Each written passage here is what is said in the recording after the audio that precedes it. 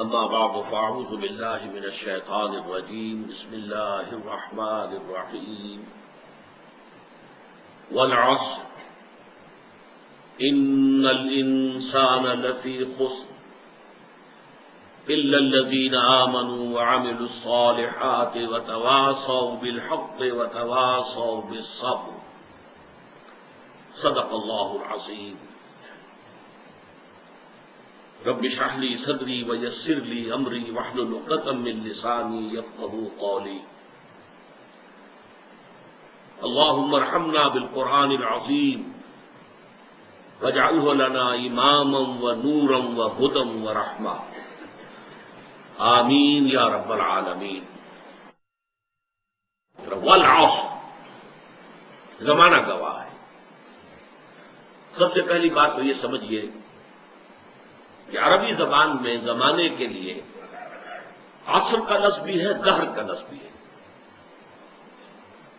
اور عجیب حسن اتفاق یہ ہے کہ دونوں کے حوالے سے صورتیں موجود ہیں. سورۃ العصر جس پر ہم اس وقت غور کر رہے ہیں، اور سورۃ الدہر هل أتى على الإنسان حين من الدهر لم يكن شيئا مذكورا. یہ دہر اور عصر کے درمیان فرق کیا ہے؟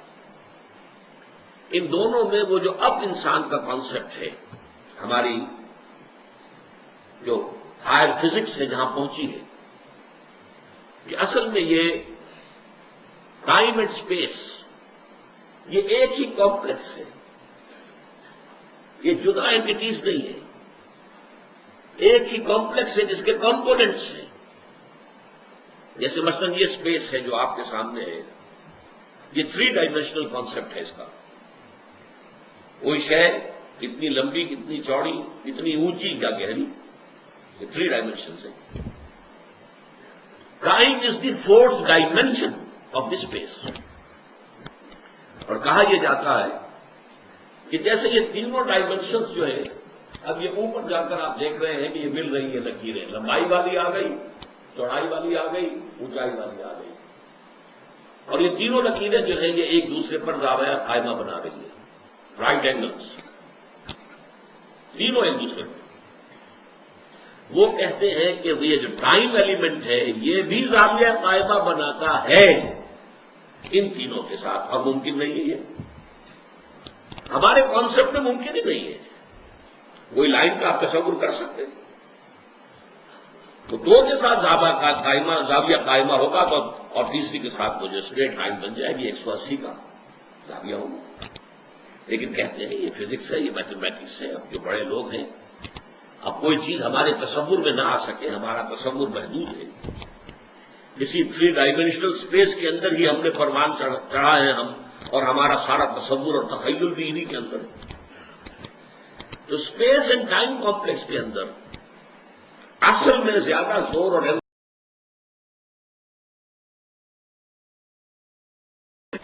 لیکن ان دونوں کے اندر ٹائم اینڈ اسپیس کمپلیکس دونوں کا تصور موجود ہے. اس کو فلسفے میں کہا جاتا ہے ایک ایبسولوٹ ٹائم یا پیور ڈیوریشن، جس میں کوئی مرور نہیں ہے، جس میں ماضی حال مستقبل نہیں ہے، زمانے کے گزرنے کا کوئی تصور نہیں ہے.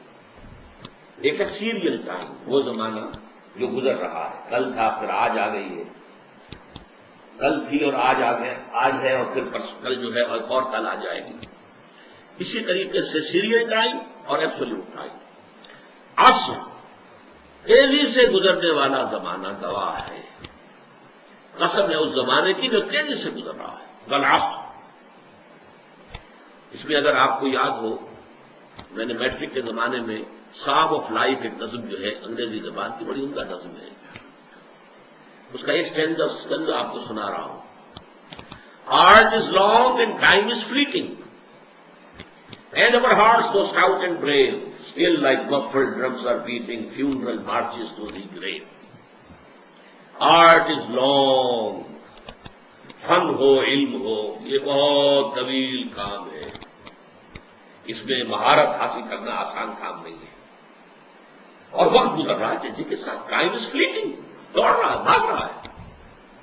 And our hearts do stout and brave, اور اگرچہ ہمارے دل بڑے مضبوط ہیں، کوئی اس میں خرابی نہیں ہے، کوئی انجائنا نہیں ہے، کچھ نہیں ہے، still like muffled drums are beating. اس کے باوجود جیسے کہ کہیں کوئی فوجی جرنیل جو ہے اس کی میت جب چلتی ہے گاڑی پر تو اس کے ساتھ ساتھ ڈرم ہوتا ہے. ڈرم کی بیٹنگ ہو رہی ہے، ڈھول بج رہا ہے، اور ڈرم کی ہر بیٹنگ کے ساتھ اس کے ساتھ چلنے والے مارچ کرنے والے جو فوجی ہیں ان کے قدم اٹھ رہے ہیں، اور ساتھ ہی ڈرم کی ہر بیٹنگ کے ساتھ یہ جو جنازہ ہے یہ قبر سے قریب تر ہو رہا ہے.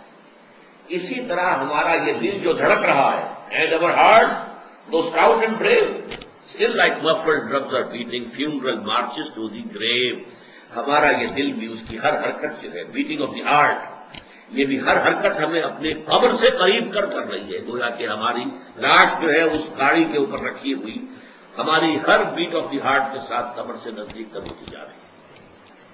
یہ تصور ہے ٹائم از فلیٹنگ والعصر، یہ تیزی سے گزرنے والا زمانہ اس پر شاہد ہے.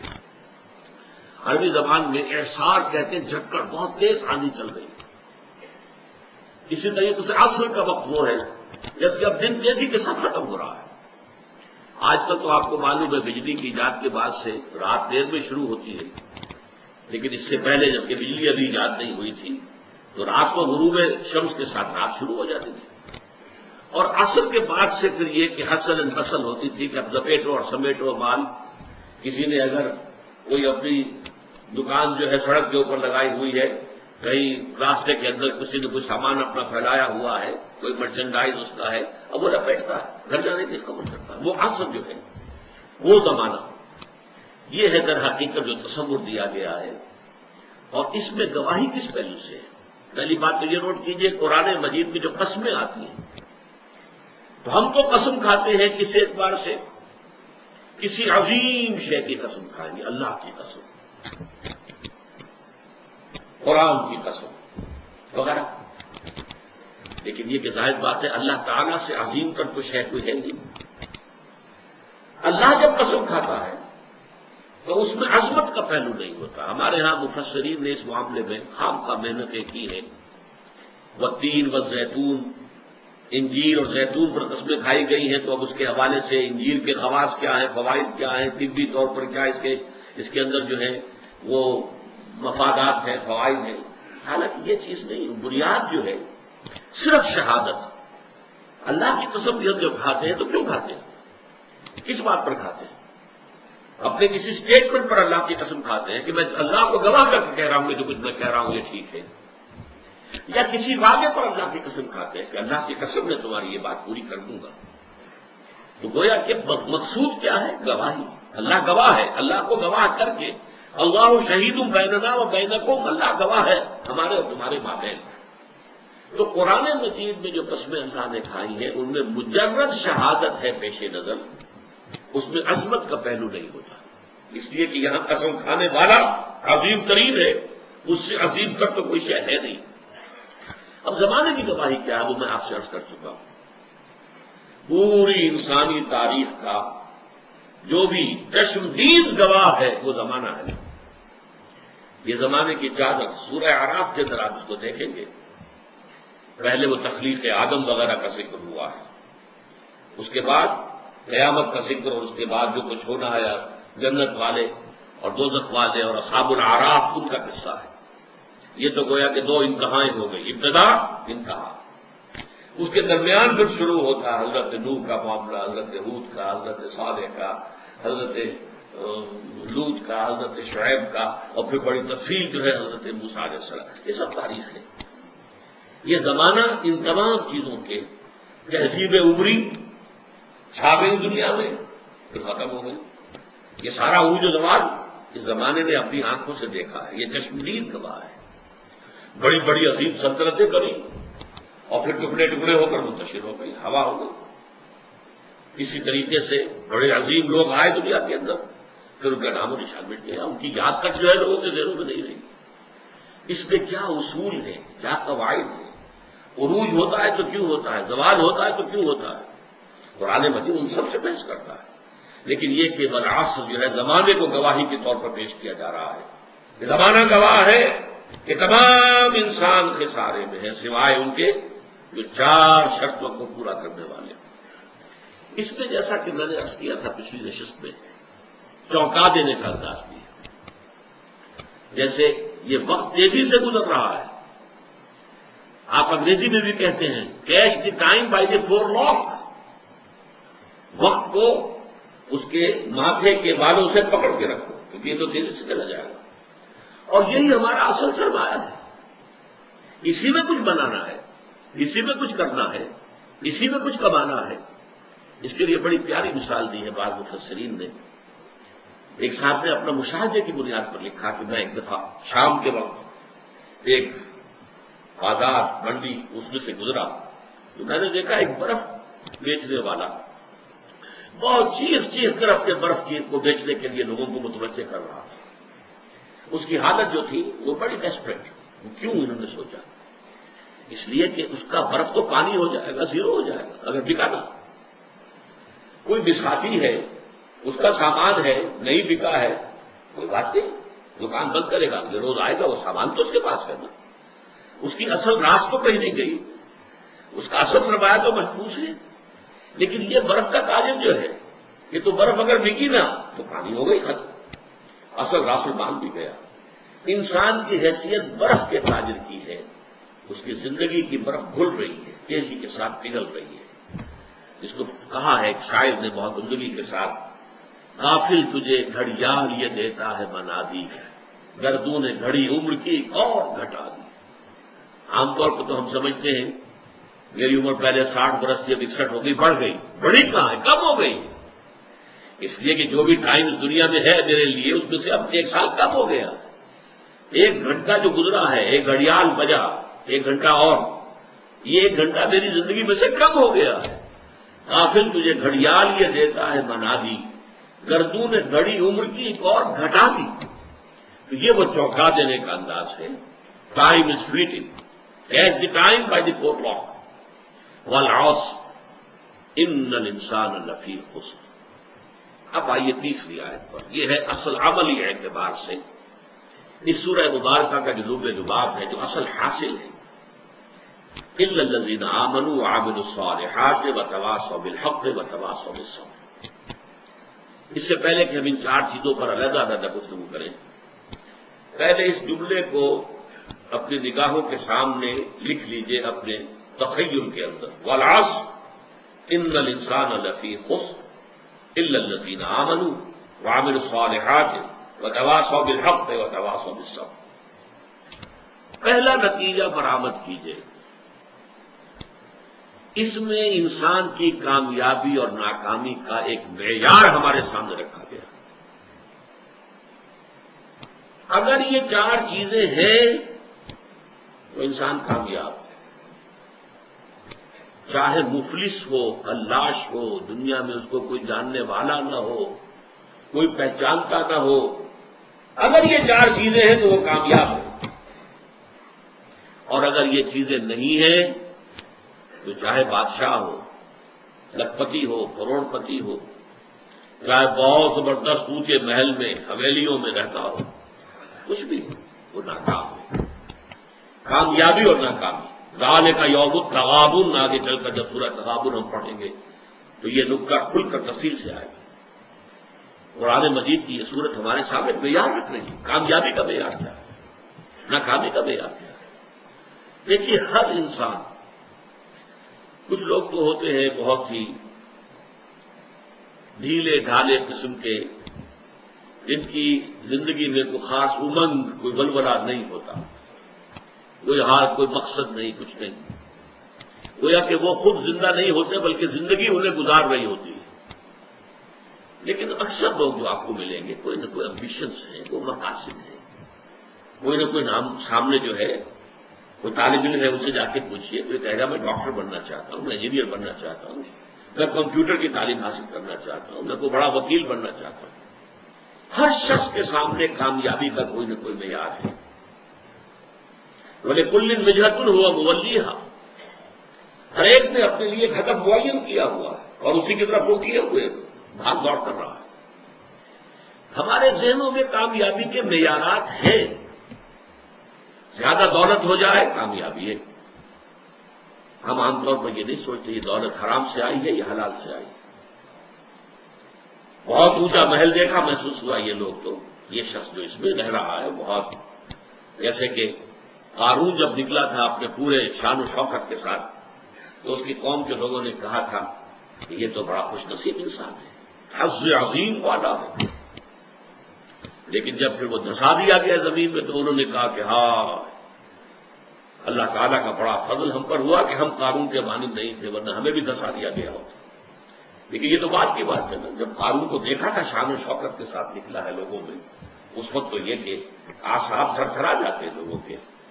کوئی بڑی لمبی سی چمکیلی سی بھڑکیلی سی کار آپ کے قریب سے گزرے تو ایک دفعہ تو اعصاب کے اندر ارتعاش ہوتا ہے، ہم متاثر ہوتے ہیں، اپنے ماحول سے متاثر ہوتے ہیں، اور اس میں پھر یہ کہ ہمارے جو تصورات ہیں کامیابی اور ناکامی کے، اگرچہ اول تو ہے ہی نہیں ہمارے سامنے یہ تصور کامیابی کیا ہے ناکامی کیا ہے، لیکن اگر ہو بھی تو ڈاواڈول ہو جاتے ہیں، ہم متاثر ہو جاتے ہیں، اس ماحول کا اثر لیتے ہیں، قبول کرتے ہیں ہمارے اپنے اس ہدف کے۔ تو پہلی بات تو یہ کہ کامیابی ان چار چیزوں کے حوالے سے ہے، یہ ہے تو چاہے تو غریب ہے۔ حضور نے فرمایا کچھ لوگ ایسے بھی ہوتے ہیں جو کسی محفل میں بار نہیں پا سکتے، کہیں وہ سفارش نہیں کر سکتے، ان کی یہ حیثیت ہی نہیں کہ کہیں جا کر سفارش کریں، کوئی انہیں رشتہ دینے کو تیار نہیں ہوتا، غریب ہے، مفلس ہے، خلاش ہے، کوئی حیثیت نہیں ہے، لیکن اللہ کی نگاہوں میں ان کا مقام وہ ہے کہ اگر وہ کہیں بھولے سے بھی کوئی قسم کھا بیٹھے تو اللہ تعالیٰ ان کی قسم کی لاج رکھے گا۔ مفلس ہونا، خلاش ہونا، گمنام ہونا، اس میں کوئی حرج نہیں، اگر ایمان ہے، عمل صالح ہے، تواصی بالحق ہے، تواصی بالصبر ہے، اگر یہ چیزیں ہیں تو ظاہر بات ہے کہ پھر انسان کی کامیابی ہے۔ کتنے ہی صحابہ تھے حضور کے جنہیں فقراء کہا جاتا ہے، جو اصحاب صفہ تھے، خاص طور پر کھانے پینے کے لیے کچھ نہیں، کسی وقت کچھ صدقہ کو آ گیا، کچھ مال کسی نے بھیج دیا انصاری نے تو کچھ کھا لیا، ورنہ نہیں، پڑے ہیں در پر۔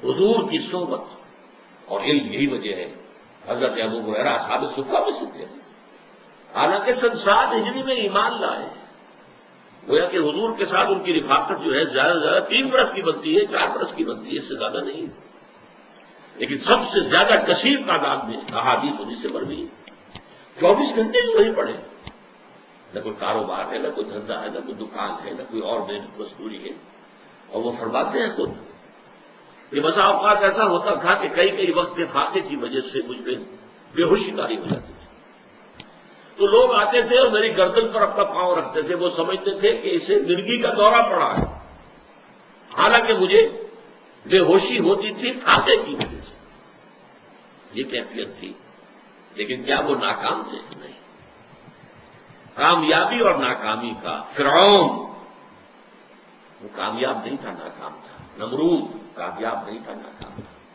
قارون کامیاب نہیں تھا، ناکام تھا۔ گویا کہ کامیابی کا معاملہ دولت سے، جائیداد سے، دنیاوی وجاہت سے، دنیاوی اقتدار سے، کسی شے سے متعلق نہیں ہے، کامیابی کا تعلق اگر ہے تو وہ ایمان اور عمل صالح اور تواصی بالحق اور تواصی بالصبر سے۔ دوسرا نتیجہ نکالیے، اس سورہ مبارکہ میں کامیابی کی جو کم سے کم شرائط ہیں وہ بیان ہو رہی ہیں، نوٹ کیجئے، اگر انداز یہ ہوتا زمانہ گواہ ہے وہ لوگ بہت اونچے مراتب حاصل کر لیں گے جنہوں نے یہ شرطیں پوری کر دی، ٹھیک، تو ایک امکان تھا کہ اگر یہ ساری شرطیں پوری نہ ہوں تب بھی کم تر درجے کی کامیابی تو حاصل ہو سکتی ہے، بہت اونچے مراتب نہ صحیح، نچلے درجے کے مراتب تک تو رسائی کا امکان ہے، یہ انداز نہیں ہے یہاں، یہ انداز کیا ہے؟ وَالْعَصْرِ إِنَّ الْإِنسَانَ لَفِي خُسْرٍ إِلَّا الَّذِينَ آمَنُوا وَعَمِلُوا الصَّالِحَاتِ وَتَوَاصَوْا بِالْحَقِّ وَتَوَاصَوْا بِالصَّبْرِ۔ زمانہ گواہ ہے اور زمانے کی قسم ہے، تمام انسان تباہ ہوں گے، برباد ہوں گے، سوائے ان کے جو یہ 4 شرطیں پوری کریں۔ یہ گویا کہ پاس مارکس ہیں، یہ فرسٹ ڈویژن سیکنڈ ڈویژن کی بات نہیں ہو رہی ہے، یہ ڈسٹنکشن کی بات نہیں ہو رہی ہے، بلکہ یہ در حقیقت بنیادی طور پر کامیابی کے لوازم ہے، کامیابی کے لوازم ہے، کامیابی کے لوازم ہے، ورنہ ناکامی ہے، خسارہ ہے۔ استثناء جو ہے وہ اس کو واضح کر رہا ہے۔ تیسری بات اور بڑی اہم ہے، جب اللہ تعالی کامیابی کو 4 شرطوں کے ساتھ مشروط قرار دے رہا ہے، ظاہر بات ہے یہ چاروں لازم ہیں، ان میں سے کسی کو بھی کم کر دینے کا آپ کو اختیار نہیں ہے۔ یہ اللہ کا کلام ہے، اس میں شاعری نہیں ہے، اس میں کوئی قافیے اور ردیف کی رعایت سے کوئی الفاظ بڑھا نہیں دیے گئے، اس میں کوئی مبالغہ نہیں ہے، یہ تو ایک ایک حرف اپنی جگہ پر اٹل ہے۔ وَالْعَصْرِ إِنَّ الْإِنسَانَ لَفِي خُسْرٍ إِلَّا الَّذِينَ آمَنُوا وَعَمِلُوا الصَّالِحَاتِ وَتَوَاصَوْا بِالْحَقِّ وَتَوَاصَوْا بِالصَّبْرِ، یہ چاروں چیزیں لازم ہیں۔ اس کو یوں سمجھیے کہ اگر کوئی معالج آپ کا، آپ گئے ہیں، آپ نے نبض دکھائی ہے، یہ جو بھی اپنا تشخیص ہوئی ہے، اب نسخہ لکھا گیا ہے، اس میں 4 دوائیں لکھ دی گئی،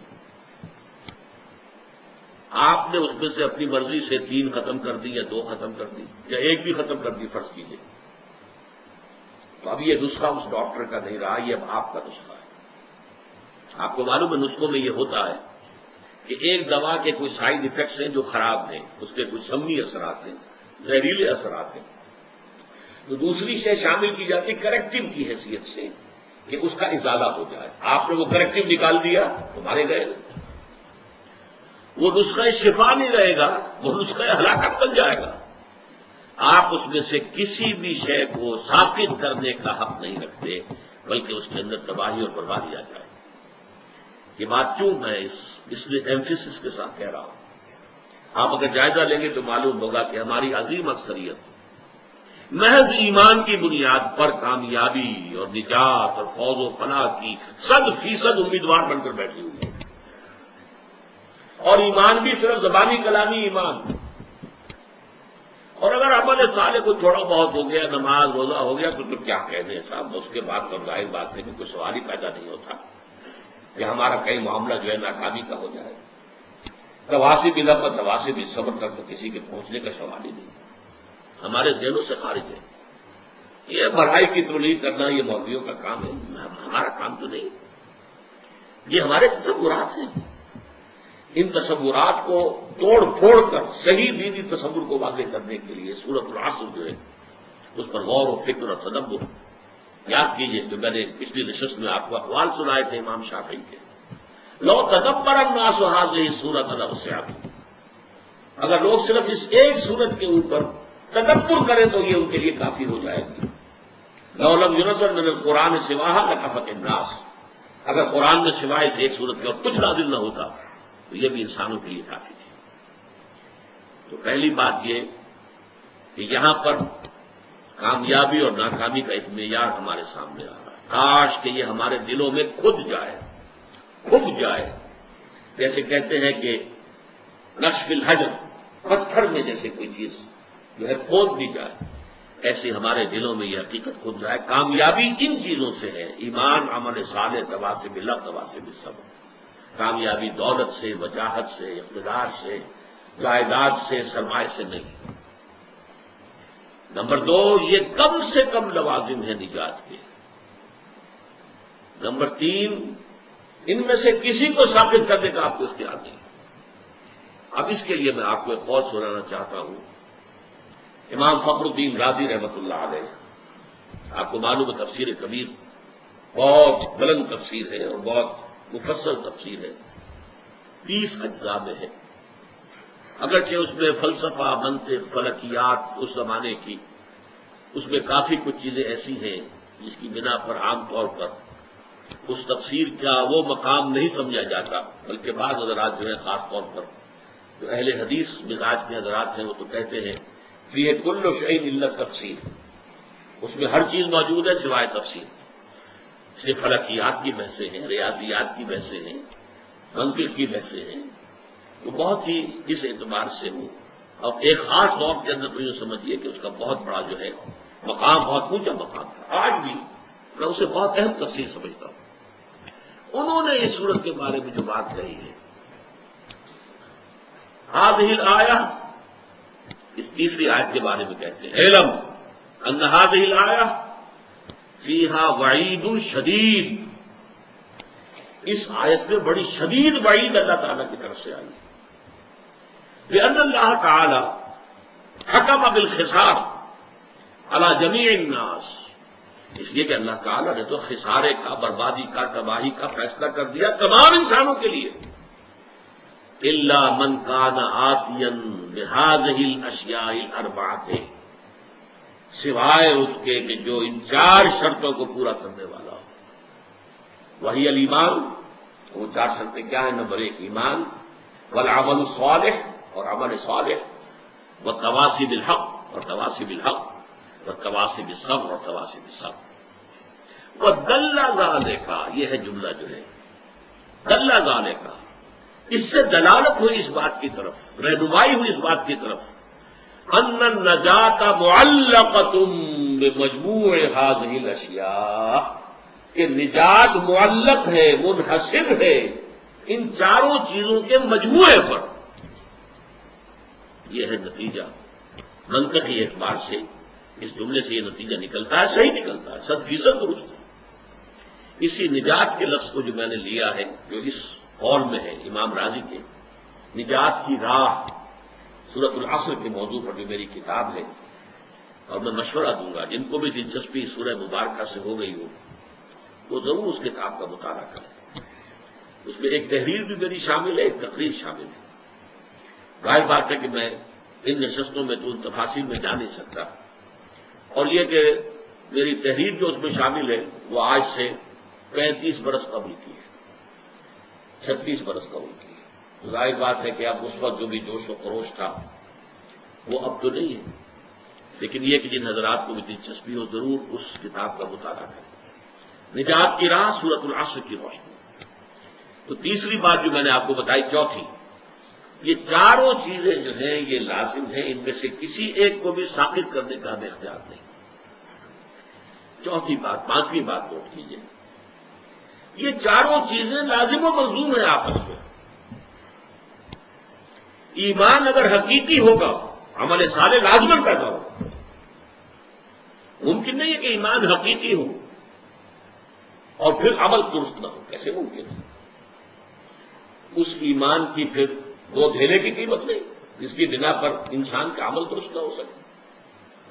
بہت سی احادیث میں ہم دیکھتے ہیں کہ غلط اعمال کی بنیاد پر ایمان کی نفی مطلق کی گئی،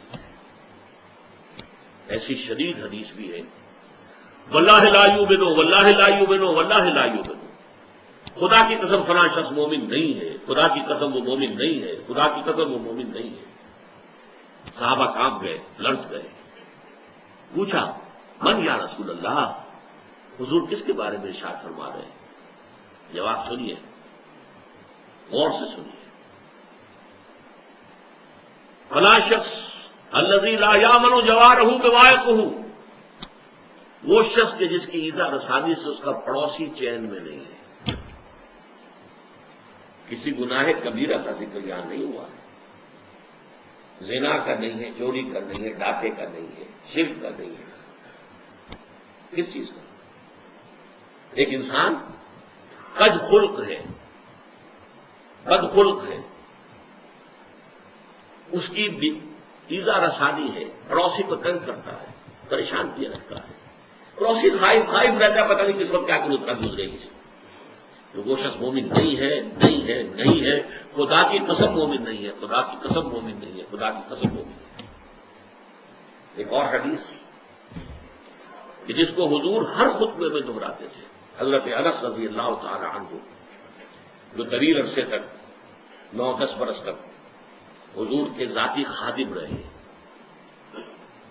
وہ یہ گواہی دیتے ہیں، انس رضی اللہ تعالی عنہ فرماتے قلما خطبنا رسول اللہ صلی اللہ علیہ وسلم الا قال، شاذ ہی کبھی ایسا ہوا ہوگا کہ اللہ کے رسول صلی اللہ علیہ وسلم نے فرمایا ہو، ہمیں خطبہ دیا ہو اور یہ الفاظ اس خطبے میں شامل نہ ہو۔ وہ کون سے الفاظ؟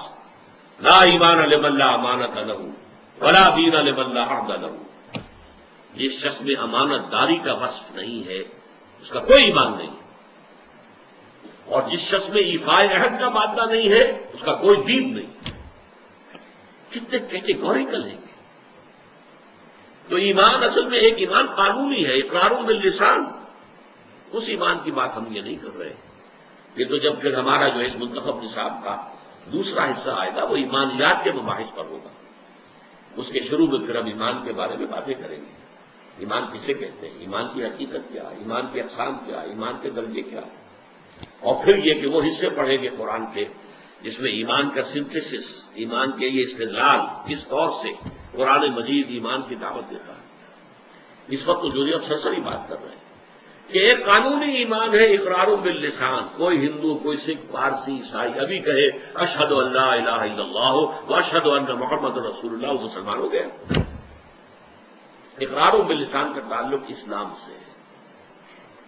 تصدیق بالقلب کا تعلق دل سے ہے، وہ ہے اصل ایمان. اور جب دل میں ایمان پیدا ہو جائے، یقین کی کیفیت ہو جائے، پرسنل کنوکشن ہو جائے، تو انسان کے اعمال جو ہے وہ قلب کے تابع ہوتے ہیں. حضور نے فرمایا الا فی الجسد مضغۃ اذا صلح صلح الجسد كله واذا فسدت فسد الجسد كله الا وهي القلب. آگاہ ہو جاؤ، انسان کے جسم میں ایک لوتھڑا ایسا ہے، اگر وہ درست ہو سارا جسم درست ہو جائے گا، اگر اس میں فساد ہو سارا جسم میں فساد ہو جائے گا. اور آگاہ ہو جاؤ وہ دل میں یقین آ جائے، ایمان آ جائے، پھر عمل درست ہو جائے. اسی طرح حضور نے فرمایا، جیسے میں نے کہا تھا وہ تو ایک تھی کچھ بھول کی صرف گناہ کبیرہ پر بھی کہا. لا یزنی الزانی حین یزنی وہو مومن ولا یسرق السارق حین یسرق وہو مومن ولا یشرب الخمر حین یشرب وہو مومن. کوئی زانی حالت ایمان میں زنا نہیں کر سکتا. کیسے ممکن ہے؟ ایمان بھی دل میں اور زنا بھی ہو رہا ہو. کوئی چور حالت ایمان میں چوری نہیں کر سکتا. کیسے ممکن ہے؟ دل میں ایمان ہو تو ایمان بھیلے گا نہیں پھر. اور کوئی چور حالت ایمان میں چوری نہیں کرتا، کوئی شرابی حالت ایمان میں شراب نہیں پیتا. ایمان حقیقی نہیں ہوتا، ایمان قانونی ہے. مسلمان تو وہ رہے گا. چور بھی مسلمان ہے، زانی بھی مسلمان ہے، شرابی بھی مسلمان ہے. آپ حد جاری کیجیے، چور کا ہاتھ کاٹ دیجیے، جو چاہے کرے، لیکن وہ مسلمان رہے گا. قانونی اسلام اور ہے قانونی ایمان ایک حقیقی ایمان ہے جو دل کے اندر راستے پر جانے ہو جائے. اگر وہ ہوگا تو عمل درست ہو جائے گا. اب نوٹ کیجئے عمل کے لیے لفظ جو آیا ہے، جیسے میں نے عرض کیا دہر اور عصر. عربی زبان کا ایک لفظ ہے فعل، ایک ہے عمل. انسان سے جو بھی حرکت سرزد ہو رہی ہو، خواہ وہ بال ارادہ ہو، غیر ارادی طور پر ہو، خواہ وہ بڑی سہولت سے ہو جاتی ہو، خواہ اس میں مشقت آتی ہو، تکلیف جھیلنی پڑے، وہ فعل ہے. لیکن عمل کہتے ہیں مشقت طلب کام کو، محنت طلب بالارادہ عمل. اس لیے عاملۃ ناصبہ سورۃ الغاشیہ میں آیا ہے وجوہ یومئذ خاشعۃ عاملۃ ناصبہ. تھکے ہوئے ہوں گے، مشقت زدہ ہوں گے چہرے، جیسے کوئی آدمی تھک ہار کر کھڑا ہو، ایسے کھڑے ہوں گے قیامت کے دن. تو عاملہ وہ ہے کہ جو تھکا ہوا ہو، تھکا مانگا انسان. تو عمل وہ کام ہے جو مشقت طلب ہو، محنت طلب ہو، ارادے کے ساتھ کیا جائے، آپ کا فری چوائس ہو اس کے اندر. صالحات دیکھیے، اب اس لفظ کو بھی حقیقت کو سمجھیے. صالح کس کو کہتے ہیں؟ جس میں صلاحیت ہو. صلاحیت کا لفظ اسی سے ہے نا، من صلاح، اس میں صلاحیت ہے. صلاحیت ہے تو اس کو پروان چڑھا سکتے ہیں. اعمال صالحہ وہ ہیں جو انسانی شخصیت کے اندر ترفع پیدا کرتے ہیں، انسانی شخصیت کے اندر ترقی پیدا کرتے ہیں، اس کی روحانی اخلاقی ترفع، اس کی بلندی. وہ افعال، وہ اعمال، وہ بالارادہ کیے جانے والے عمل، وہ تھکا دینے والی مشقت جس سے انسان روحانی طور پر بلندی حاصل کرے، اخلاقی اعتبار سے ترفع حاصل کرے، وہ اس مقام کو حاصل کرنے جس مقام پر اللہ نے اسے پیدا کیا. لقد خلقنا الانسان فی احسن تقویم. انسان کو تو ہم نے بہترین ساخت پر پیدا کیا تھا، بہت اونچے مقام پر پیدا کیا تھا، مسجود ملائک بنایا تھا، تمام فرشتوں کو اس کے سامنے جھکا دیا تھا. فسجد الملائکۃ کلھم اجمعون، لیکن پھر وہ گرتا ہے ثم رددناہ اسفل سافلین، وہ پھر نچلوں میں سب سے نیچے، الا الذین آمنوا وعملوا الصالحات۔ اس پستی سے ابھرنے کے لیے پہاڑ سے آپ کو نیچے گرا دیا گیا، پہاڑ پر چڑھنے کے لیے آپ کو مشقت کرنی ہوگی، چڑھنا ہوگا۔ وہ چڑھائی ہے ایمان اور عمل صالح کی چڑھائی، تاکہ آپ اپنے اس اصل مقام کو حاصل کر دیں جس پر اللہ نے آپ کو پیدا کیا۔ حیوانیت کی سطح میں اگر گر گئے تھے تو اس حیوانیت کی سطح سے ابھر کر دوبارہ انسانی مقام کے اوپر آنا، شرف انسانیت کو دوبارہ حاصل کرنا، یہ ہے وہ محنت، یہ ہے وہ مشقت۔ اس کے لیے اللہ تعالیٰ نے ہمیں ہدایات دی ہیں، وہ کون سے اعمال ہیں، وہ کون سے افعال ہیں، کیا کرنے سے تمہاری شخصیت جو ہے وہ نشو و نما پائے گی، تمہاری سیرت میں نکھار پیدا ہوگا، تمہیں روحانی طور پر ترفع حاصل ہوگا، وہ ہے عمل الصالحات وتواصوا بالحق۔ اب یہاں عرض کر دوں میں، تواصوا باب تفاعل ہے، تفاعل کے اندر دو چیزیں پیدا ہو جاتی ہیں اس باب میں، ایک تو باہم مل جل کر کوئی کام کرنا، اور نمبر دو اس میں مبالغہ، بہت شدت سے پوری طاقت سے کسی کام کو کرنا۔ حق کسے کہتے ہیں؟ حق کے چار معنی عربی زبان میں، جو شے فی الوقت فی الواقع موجود ہو وہ حق ہے، اور جو نظر تو آئے لیکن نہ ہو وہ باطل ہے۔ شراب ہے، نظر آ رہا ہے پانی ہے نہیں، وہ باطل ہے۔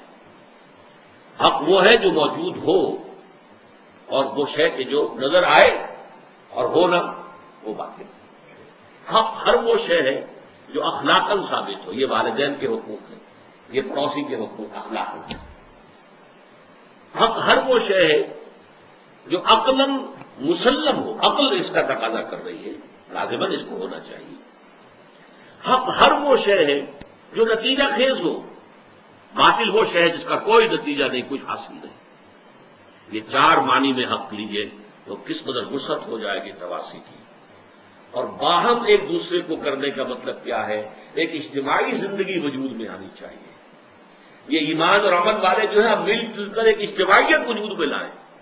یہ اجتماعیت ایک دوسرے کو سہارا دیتے ہوئے آگے بڑھے گی، ایک دوسرے کو حق کی وصیت کریں گے۔ کسی کا پاؤں پھسلنے لگے گا تو پھر سہارا دے کر اٹھائیں گے، اسے ساتھ لے کر چلیں گے۔ وتواصوا بالحق، اور حق اب میں عرض کر دوں، چھوٹے سے چھوٹا حق بھی ہے اور بڑے سے بڑا حق بھی ہے۔ دو چیزیں میں بیان کر دیتا ہوں۔ کسی نے کسی کے 100 روپے 200 روپے دینے ہیں، وہ نہیں دے رہا ہے، اس سے جا کر کہنا بھائی آپ اس کے پیسے دے دیجیے، ادا کر دیجیے، یہ بھی تواصی بالحق ہے۔ بچے گلی میں کھیل رہے ہیں، اندیشہ ہے کسی گاڑی کا جو ہے شیشہ پھوڑیں گے، کیا کریں گے؟ اگر آپ ذرا ان سے کہیں تو یہ بھی تواصی بالحق ہے کہ بیٹے یہ کھیلنے کا میدان نہیں ہے، آپ جا کر کئی میدان میں کھیلیں، تواصی بالحق ہے۔ اور سب سے بڑا حق، یہ زمین اللہ کی ہے، یہاں اللہ کا حکم چلنا چاہیے، یہاں سے وہاں تک تواصی بالحق ہے۔ چھوٹا حق بھی ہے، بڑا حق بھی ہے، گویا کہ اس میں ساری منزلیں آ گئی ہیں۔ ایک تو جماعتی زندگی، مل جل کر ایک کام کرنا، اس لیے کہ یہ کام آسان نہیں ہے۔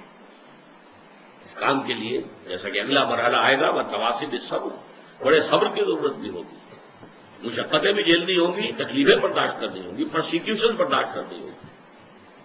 لیکن یہ چھوٹے سے چھوٹے حق سے لے کر بڑے سے بڑے حق تک جب انسان حق کا علم بردار بنتا ہے، اسی لیے میں نے عرض کیا تھا کہ قرآن مجید کے مضامین میں سے دعوت اللہ، دعوت الی سبیل اللہ، ادع الی سبیل ربک بالحکمۃ والموعظۃ الحسنۃ وجادلوا بالتي احسن، شہادت علی الناس، نہی عن المنکر، امر بالمعروف، دعوت الی الخیر، جہاد فی سبیل اللہ۔